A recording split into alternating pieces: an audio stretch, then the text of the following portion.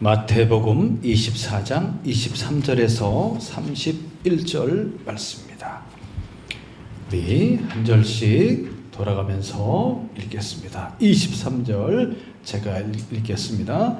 그때 사람이 너희에게 말하되 보라 그리스도가 여기 있다 혹은 저기 있다 하여도 믿지 말라. 거짓 그리스도들과 거짓 선지자들이 일어나 큰 표적과 기사를 보여 할 수만 있으면 택하신 자들도 미혹하리라. 보라 내가 너희에게 미리 말하였노라. 그러면 사람들이 너희에게 말하되 보라 그리스도가 광야에 있다 하여도 나가지 말고 보라 골방에 있다 하여도 믿지 말라.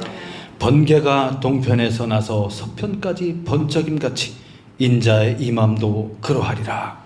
죽음이 있는 곳에 독수리들이 모일 것이니라. 그날 환난 후에 즉시 해가 어두워지며 달이 빛을 내지 아니하며 별들이 하늘에서 떨어지며 하늘의 권능들이 흔들리리라. 그때 인자의 징조가 하늘에서 보이겠고 그때 땅의 모든 족속들이 통곡하며 그들이 인자가 구름을 타고 능력과 큰 영광으로 오는 것을 보리라. 그가 큰 나팔 소리와 함께 천사들을 보내리니 그들이 그의 택하신 자들을 하늘 이 끝에서 저 끝까지 사방에서 모으리라. 아멘. 할렐루야.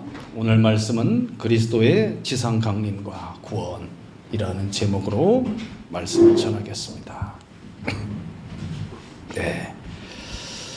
우리가 참 이 세상을 살아가면서 모든 것을 다 쓰지 못하는 자처럼 그렇게 겸손하게 그리고 평정심과 안정된 심령을 유지하면서 절제하는 삶을 살아가야 되겠습니다. 왜냐하면 세상이 이제 주님이 오실 날이 가까웠기 때문입니다. 어렸을 적에 참 우리 집에 아버지께서 그 한옥집이었는데 그 마루에다가 그 품목 그 원단이죠. 원단이라고 그러죠. 양복을 만드는 그런 원단. 그러니까 그게 크기가 길이가 길쭉해요. 한 2m 정도 될까요? 그래서 우리 휴지나 키친타월 이렇게 안에 보면 심이 들어있잖아요. 그것도 이렇게 굵은 이렇게 심이 들어있어서 이렇게 쭉 말려 있어요. 이렇게 마루에 세워 놓으셨죠. 이제 그날 어머니 아버지가 나가셔서 늦게 돌아오신 겁니다. 아마도 제가 초등학교 3학년 때인가 그랬을 거예요. 항상 즐겁고 어떻게 하면 재밌게 놀까? 어떻게 하면 재밌는 게 있을까? 어떻게 장난을 칠까? 그게 쌓여진 걸 보면서 비닐로 이렇게 되었기 때문에 미끄러집니다. 미끄럼틀을 타면 되겠구나. 올라가서 맨발로 이렇게 붙잡고 올라가면 이렇게 올라가져요. 올라가서 위에서부터 아래로 쫙 타는 거예요. 나도 타고 동생도 타고 막 타다가 아이고 적당히 했어야 되는데 도가 지나쳐갖고 이게 쓰러졌어요. 무너지면서 이게 이 한옥집이다 보니까 마루 쪽에 있는 그 유리창이 있어요.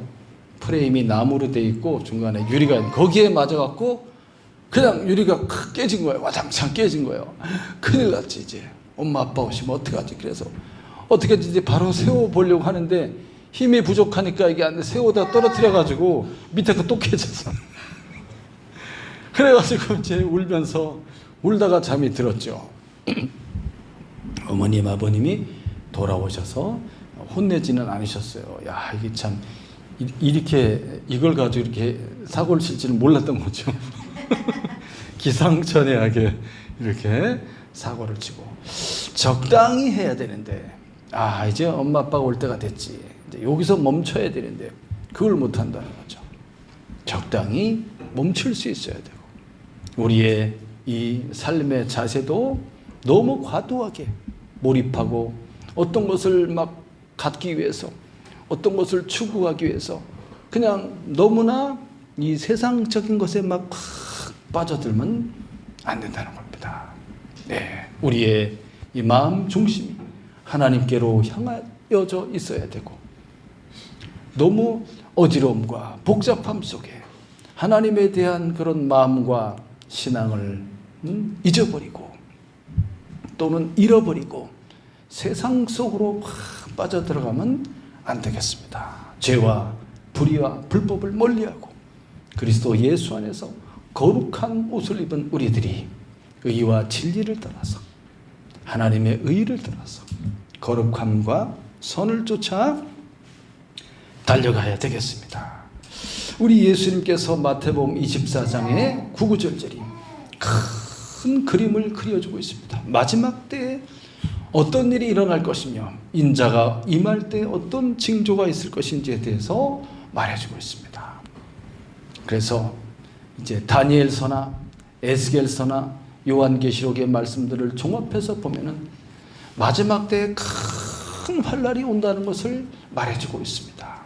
그래서 사탄의 영을 받은 적그리스도가 나타나게 될 것이다. 그가 강력한 리더십을 발휘하면서 온 세상에 평화를 줄 것처럼 하지만 그렇지만 마지막에 그의 분심이 드러나고 믿는 자들을 이제 잡아 죽이게 되는 거죠. 그러면서 우상을 숭배하게 되고 짐승 이 적그리스도를 숭배하게 만들고 그리고 표를 주어서 표를 받지 않는 자는 이제 매매를 할 수 없게 그 사회에서 살 수 없게 그렇게 만들고 우상에게 절하지 않는 자는 짐승에게 절하지 않는 자는 다 죽이는 그런 무서운 환란이 오게 될 것이다. 그런 환란이 이제 오게 될 때 큰 환란이 오게 되는데 그 전에 처처에 각처에 전쟁과 전쟁의 소문이 들릴 것이고 기근과 지진과 그리고 질병들이 발생할 것이고 이렇게 많은 일들이 일어나게 될 것이다. 할렐루야. 어린아이의 이 참 아멘 소리가 너무 좋습니다. 하면서 이렇게 오늘 말씀에 예수님께서 이제 마지막 그때의 모습이 어떻게 되고 주님의 임하심과 재림하시는 그것이 어떻게 임하는지에 대해서 미리 말해주고 있는 거예요. 큰 환란 속에서 이제 유대인들이 큰 핍박과 환란을 받게 됩니다. 특히 유대인들이. 그래서 이런 일이 일어나게 되면 멸망에 가증한 것이 그 성전에 서게 되는 거죠. 짐승의 우상이 만들어지고 이것을 숭배하라고 하는 거죠. 그것이 서게 되면 빨리 지붕에 있는 사람은 물건 가지러 내려가지 말고 빨리 산으로 도망가. 밭에 있는 사람은 겉옷을 가지러 다시 돌아가지 말고 빨리 산으로 도망가라.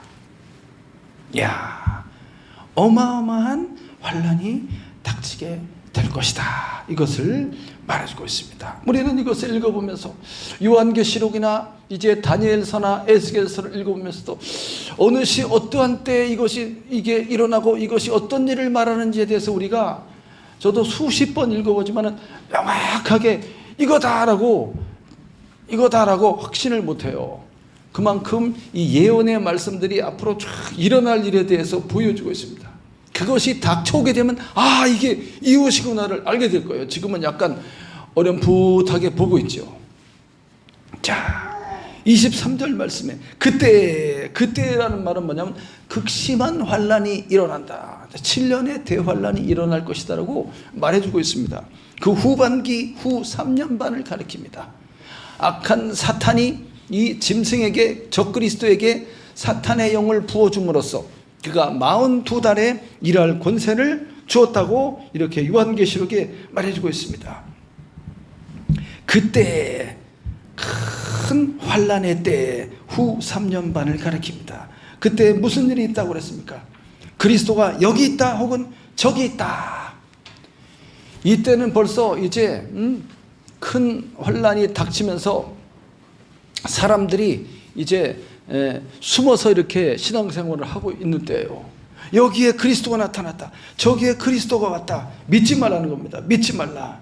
24절에 거짓 그리스도들과 거짓 선지자들이 큰 표적과 기사를 보여 할 수만 있으면 택하신 자들도 미혹하리라. 거짓 그리스도들, 적그리스도를 가리킵니다. 적그리스도. 강력한 힘과 권세를 마귀로부터 받은 거예요. 그 온 세상을 지배할 수 있는 힘을 받은 거예요. 처음엔 사람들이 그를 따르게 됩니다. 그렇지만 그가 나중에 어떻게 합니까? 강력하게 그 분심을 드러내고 핍박을 가하게 될 것입니다. 거짓 그리스도들이 일어난다. 요한계시록 말씀에 보면 그를 적그리스도라고 말했고 칼에 상하였다가 다시 살아난 짐승이라고 표현하고 있습니다. 그가 어떤 공격을 받아서 이제 거의 죽게 되었다가 살아나게 됩니다. 그러면서 더 강력한 힘을 발휘할 거라고 요한계시록에 나와 있습니다. 그 다음에 또 거짓 선지자들 또 다른 짐승이 이제 나타나게 되는데 그도 역시 사탄의 영을 받습니다. 그래서 이 짐승인 적그리스도를 숭배하도록 적그리스도의 우상을 만들어요. 우상을. 로마 시대에도 그 황제 숭배를 하도록 만들었잖아요. 그 다음에 이 바벨론의 왕 느부갓네살도 자기의 금신상을 만들어서 그것을 숭배하게 만들지 않습니까? 이렇게 강력한 제국의 왕들은 이제 자기를 숭배하게 만드는 거예요. 그렇게 해서 이제 세상을 지배해 나가는 거죠. 절하지 않는 자는 다 죽인다고 그러잖아요. 불 속에 집어 던져버리고 사자굴에 던져버리고 이런 강력한 이제 생명을 빼앗는 핍박을 가하게 된다는 거예요. 그런 핍박이 왔을 때, 그런 어둠의 시대에, 그런 환란의 시대에, 대규모 핍박의 시대에 우리 신자들이 어떻게 살아남을 것이냐. 신앙의 중심에 그리스도 예수의 믿음과 진리의 말씀의 뿌리를 탁 받고 흔들리지 않는 신앙을 가져야 되는 거죠. 몸은 죽여도 영혼은 멸할 수 없는 그 권력자들에 대해서 두려워하지 말고 영원한 하나님의 나라 부활 천국의 세계를 바라보고 오직 믿음으로 대하라는 겁니다. 두려워하지 말고 목숨을 빼앗긴다 할지라도 내 신앙을 절대 팔지 않겠다. 배신하지 않고 진리의 도를 배도하지 않겠다. 이런 확고하고도 굳건한 믿음을 갖고 있어야 된다는 거죠. 흔들리지 않는 믿음을 갖고 있어야 돼요. 우리가 어떠한 시대를 만날지 알지 못하기 때문입니다. 근데 그런 시대가 올 거라고 말했고 역사적으로도 그런 시대가 많이 왔어요. 헬라 제국 시대에 그 에피파네스라는 그 헬라의 그 왕이 있다고 그랬잖아요. 안티오쿠스 제국에 그가 그렇게 제우스 신상을 성전에다 세워놓고 유대인들의 하나님을 모욕하고 돼지의 피를 제단에다가 뿌렸다고 하지 않습니까? 거기에 반대하는 자들은 다 죽이는 거예요. 수많은 제사장들이 죽어나갔어요. 로마 시대에도 마찬가지. 황제 숭배를 하게 하고 그리고 이제 교회를 다 불질러 버리고 사람들을 처형하고 그런 일들이 얼마나 많이 일어납니까? 전쟁에서도 세계대전 속에서도 신자들을 이 공산주의들은 이 교회를 싫어하지 않습니까? 결국은 예수 믿는 사람부터 죽이지 않습니까? 역사적으로도 그렇게 되어왔고 앞으로 이제 극심한 환란이 오게 될 것이다. 그 거짓 선지자가 대단한 능력이 있어요. 하늘에서 불이 떨어지게 하는 그런 기적을 나타내 보여줍니다. 성경에 하늘에 불이 떨어지게 했던 선지자가 누구였습니까? 엘리야 선지자. 거짓 선지자들과의 대결 속에서 이제 제단을 만들어 놓고 3년 6개월 동안 비가 오지 않았잖아요. 그래서 이 하나님을 반대하는 우상 숭배자들과 1대 850 대결을 벌려서 하늘에서 불이 떨어지게 하는 그 신이 참 신이시고 그분이 우리가 믿고 따라야 될 여호와 하나님이다. 결국 엘리야의 제단에 엘리야가 기도했을 때 하늘에서 불이 확 떨어져서 그 재물을 다 태워버리고 제단 내 주변까지 막 싹 그 불이 훑어갔다고 하지 않습니까? 그런 것처럼 거짓 선지자들이 그런 능력을 행사한다는 거예요. 그래서 사람들이 와 하면서 기적을 쫓아가고 신비한 것을 쫓아가고 와 하면서 막 쫓아가는 거죠. 이 시대는 전쟁이 있고 질병이 있고 기근이 있고 지진이 있고 막 이런 시대잖아요. 사람들이 막 정말 절망 속에 힘들어하는 그런 속에 와 기적을 나타내 보이고 막 하늘에서 그냥 뭐든지 막 다 내려줄 것처럼 사람들이 막 쫓아가는 거죠. 택하신 자들도 미혹하려고 할 것이다. 보라, 내가 너에게 미리 말하였노라. 왜 미리 말하는 거예요? 왜 예수님이 미리 말해줍니까? 준비하고 깨어있고 대비하라. 이런 환경과 징조가 일어날 때 올 것이 왔구나 하고 신앙을 또 굳건하게 하고 믿음으로 나아가야 된다는 말이 되겠습니다. 26절에 보면 그러면 사람들이 너에게 말하되 보라, 그리스도가 광야에 있다, 골방에 있다. 그래도 나가지 말고 믿지 말라. 아까 여기 있다 저기 있다. 좀 더 구체적으로 광야에 있다. 유대인들은 옛날부터 이제 메시아가 광야로 오실 것이다라는 그런 생각을 갖고 있었어요. 왜냐하면 모세도 광야에서 얼마나 큰 능력을 행사했습니까? 앞으로 모세와 같은 자가 나타날 거라고 그랬어요. 구약 성경에. 그래서 이제 실제로 주님이 오셨는데 주님을 알아보지 못하고 십자가에 못 박았죠. 여전히 메시아가 올 것에 대해서 유대인들이 기대하고 있는 거예요. 그러면서 광야에 모세와 같은 자 또는 엘리야와 같은 자가 그런 메시아가 나타날 것이다. 세례 요한도 엘리야의 심령과 능력을 받아갖고 광야에서 막 쫙 활동하면서 회개하라 천국이 가까웠느니라 하면서 이렇게 하자 복음을 전하지 않았습니까? 그런 것처럼 광야라는 것은 또 대중적이고 이렇게 툭 트여진 공간입니다. 집단적으로 많이 모일 수 있는 공개된 집회 속에 막 카리스마 있게 막 능력을 행사하는 그런 메시아, 자기가 자칭 메시아라고 하는 적그리스도가 나타난다는 거죠. 그를 맞이하러 나가지 말라는 거예요. 나가지 말라. 나가면 큰일 나, 죽는 거예요. 나가면 기다려야 돼, 숨어서. 또는 우리가 지금 이렇게 우리 신앙을 지키기 위해서 산으로 피신하여 숨어서 골방에 있는데 어느 골방에 주님이 오셨다. 믿지 말라는 거예요. 믿지 말라. 주님은 어떻게 오시냐? 27절 한 번 더 읽어보겠습니다. 시작. 번개가 동편에서 나서 서편까지 번쩍임같이 인자의 임함도 그러하리라. 이것은 뭐냐면 주님의 지상 강림을 가리켜요. 주님의 재림이 지상으로 재림하는 게 마지막에 요한계시록 16장에 아마겟돈 전쟁이 있고 그리고서 주님이 탁 임하시는 겁니다.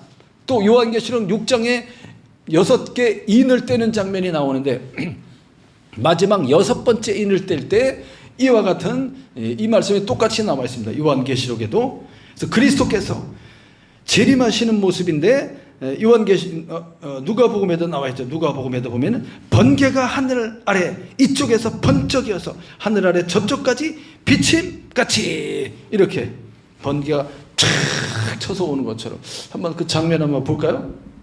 번개가 팍 치는 장면 한번 보겠습니다. 예.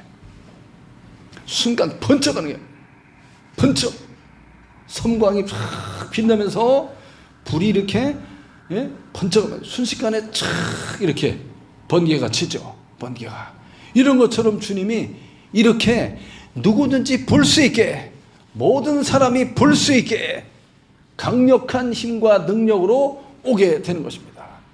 번쩍 순간 치죠. 번개가 이렇게 주님이 오시게 되는 겁니다. 이야, 다음 페이지에 넘겨보시면 광야에서 모세가 시내산에서 하나님을 만날 때 그때 하나님께서 시내산에 강림할 때 모습이 저런 거예요. 강림할 때 빽빽한 구름 가운데 번개와 함께 번개가 팍 치면서 산 위에 연기가 막 팍 피어오르고 그러면서 나팔 소리가 팍 나면서 불 가운데 하나님께서 임하였던 모세, 시내산에서 모세가 하나님 만날 때 하나님 그렇게 나타났어요. 이런 것처럼 마지막에 주님이 지상으로 재림하실 때는 심판의 주님으로 오시는 겁니다. 그리고 남아있는 이제 모든 택하신 자들을 다 구원해내는 거예요. 짐승의 표를 받지 않고, 그리고 이제 숨어서 주님을 기다리는 그 모든 사람들 전부 다 불러내시는 것이고, 그 다음에 순교하여서 죽임을 당한 사람들, 그 사람들을 다 살려내시는 겁니다. 그래서 마지막에 어떻게 된다고 그랬습니까? 마지막에 번개가 동편에서 나서 서편까지 번쩍임같이 인자의 임함도 그러하리라. 모든 사람들이 볼 수 있게 강력하고도 단호하게 분명하게 주님이 임하신다는 거야. 불이 막 번쩍번쩍하면서 섬광이 막 비치면서 번개가 팍 치는 것처럼 샥 치면서 주님께서 보라 구름을 타고 오시리라, 이렇게 예언되어 있어요. 구름을 타고 오시리라. 모든 사람이 본다고 그랬어요. 찌른 자도 그를 볼 것이요. 예, 이렇게 주님께서 임하게 되는 것입니다. 그래서 그런 현상이 안 나타났으면은 아직 주님이 안 오신 거예요. 근데 막 여기 있다 저기 있다 막 여기 막 능력이 나타나고 막 어떻게 하고 막 해도 가지 말라는 거죠. 가지 말라. 그들이 그렇게 미혹한다는 거예요. 지금도 미혹의 영을 받은 이제 적그리스도들이 지금도 있잖아요. 이단들이지. 이단들이 바로 적그리스도들입니다. 그리스도를 반대하고 우리로 하여금 바른 믿음을 갖지 못하도록 이렇게 구름을 타고 오시리라, 이것만 인터넷에 쳐봐도 막 이단들이 막 나와. 이단들이 막 그 말씀을 막 끼워 맞춰갖고 막 자기들이 메시아라고 그런다니까요. 그 사람들이 그러면서 나를 따르라 이렇게 하면서 있는 재산 다 꽉 곧 세상이 종말이 와 이러면서 우리는 어떤 자세로 살아가야 되겠습니까? 우리는 겸손하고 진리를 향하여 거룩함과 의로움을 쫓아가고, 그리고 우리의 자세를 어떻게 하라고 했습니까? 모든 것을 다 쓸 것처럼 너무 이 세상 것에 연연하여 거기서 막 안달하면서 막 불안해하고 막 걱정하고 막 답답해하고 막 숨을 못 쉬는 것처럼 그렇게 살 필요가 없는 거예요. 예. 안정된 마음으로 저 멀리 내다보고, 좀 뭐가 부족해도 부족한 대로, 뭐가 좀 많아도 많은 대로 감사하면서 나눠주고, 이렇게 하면서 살아가는 거 행복하게. 이거 안 하면 안 돼, 이거 없으면 난 죽어, 이런 게 아니에요. 그거 없어도 돼, 있어도 되고 없어도 되는 거죠. 네.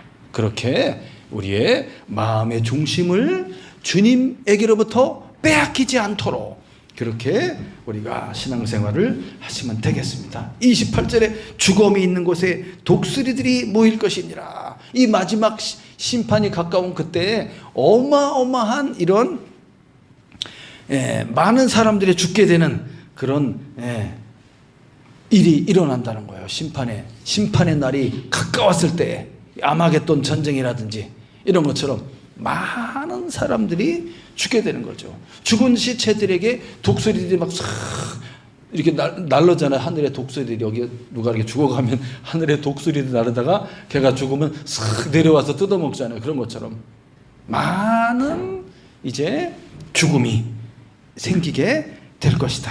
이야, 끔찍하죠. 끔찍해.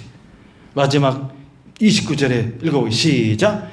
그날 환난 후에 즉시 해가 어두워지며 달이 빛을 내지 아니하며 별들이 하늘에서 떨어지며 하늘의 권능들이 흔들리라. 그래서 징조가 하늘에서 나타난다고 그랬어요. 항상 그거 잘 봐야 돼요. 하늘을. 징조가 하늘에 있다. 하나님께서 해와 달과 별들을 만드시면서 창세기 1장에 보면 뭐라고 그랬습니까? 사시와 징조와 사시와 연한을 이룰 것이니라. 하늘의 징조가, 별들을 속에서 하나님의 징조가 나타난다고 그랬어요. 마지막 때의 징조도 하늘에서 나타나. 해가 어두워지며, 이 말은 뭐냐면 총담같이 어두워진다. 총담이라는 건 뭐냐면은 흑염소 있죠. 흑염소. 까만 털. 흑염소의 털로 짠 그런 두툼하고 거친 그런 옷감을 가리킵니다. 옷감. 그런 것처럼 새카맣게 바뀐다는 거야. 해가 빛을 잃고 이게 빛을 잃는 거예요. 권능을 잃어버리는 거예요. 파워를 잃어버려. 해가 새카맣게 달은 그냥 막 빛으로 팍 되어 있는 거예요. 막 섬찟하게 달이 빛으로 팍 이렇게 변하고 그 다음에 별들이 하늘에서 떨어질 것이다. 별들이 여기 그림에 보시면은 이게 이제 카메라로 찍은 거예요. 카메라로 노출을 이렇게 많이 해가지고 이게 30채 한 번씩 찍는 거야. 30채 한 번씩 긴 시간 찍어서 찍은 장면들을 이렇게 합성해갖고 쫙 모아보면 별이 움직이는 모습이 싹 나옵니다. 얼마나 아름다워요. 아름답죠. 야, 그래서 이 가운데가 북극성을 중심으로 별들이 동그랗게 자기 지위와 자기 위치를 싹 이렇게 도는 거예요. 이게 흔들려. 이 자리가 흔들리면서 이게 그냥 완전히 망가지는 거예요. 그래서 확 떨어진다고 되어 있어요. 땅으로. 분명하게 땅으로 떨어질 것이라고 되어 있어요. 땅으로 떨어질 것이다. 이게 다음 그림 보시면 이 무화과나무 열매가 설익은 열매가 있잖아요. 처음에 겨울에서 이제 봄으로 들어가는 그때 이제 무화과 열매가 먼저 맺힌대요. 조그맣게. 잎이 나오기 전에 열매가 먼저 맺히면서 이게 조금씩 커가는 거죠. 커갈 때 그때 바람이 세게 불면 이게 훅 떨어진대요. 이게 약하대요. 약해. 큰 바람에 약해. 그래서 이게 우두두두두 떨어지듯이 하늘의 별들이 땅으로 훅 떨어질 것이다. 이야, 그 해와 달과 별들이 그 힘을 잃어버리는 거예요. 1월 성신에 격변이 일어나게 되는 겁니다. 대격변이 일어나. 그런 일들이 쫙 일어나게 되면은 뭐가 가까웠다? 주님이 재림하실 날이 가까웠다. 그날은 심판과 구원이 일어나는 날이 되겠습니다. 30절 말씀에 보면 그때의 인자의 징조가 하늘에서 보이겠고 그때의 땅의 모든 족속이 통곡하며, 야, 땅의 모든 족속이 통곡할 것이다. 요한계시록 그 6장 말씀에 보면 그 말이 나와 있어요. 땅의 임금들과 왕들이죠. 왕족들과 장군들과 장성들, 부자들과 강한 자들과 또는 모든 종들과 자유인들이 이 택하심을 받지 못한 이 사람들이죠. 이 사람들이냐? 심판의 주님이 확 영광 가운데 아까 막 번개가 팍 치면서 섬광이 비치면서 구름을 타고 주님이 쫙 강림하시는 거죠. 강림하시는 그 모습 속에서 너무나 무섭고 두려워가지고 이 사람들이 막 산으로 뛰어가서 바위 밑에 막 들어가는 거예요. 차라리 산과 바위들이 막 자기들을 덮쳐서 주님의 그 영광과 그리고 그 주님의 심판을 보지 않게 해달라고 와 두려움 속에서 떨면서 그들이 그렇게 할 것이다. 땅의 모든 족속들이 통곡할 것이다. 야, 이제는 끝났어요. 마지막 심판이 팍 오게 되는 것입니다. 인자가 구름을 타고 능력과 큰 영광으로 오는 것을 보리라. 주님께서 올라가실 때도 구름이 싹 가려서 그렇게 올라갔고 다시 오실 때도 가신 것과 같이 그대로 다시 오실 것이다. 큰 나팔 소리와 함께. 신기하죠? 나팔 소리가 난다고 되어 있어요.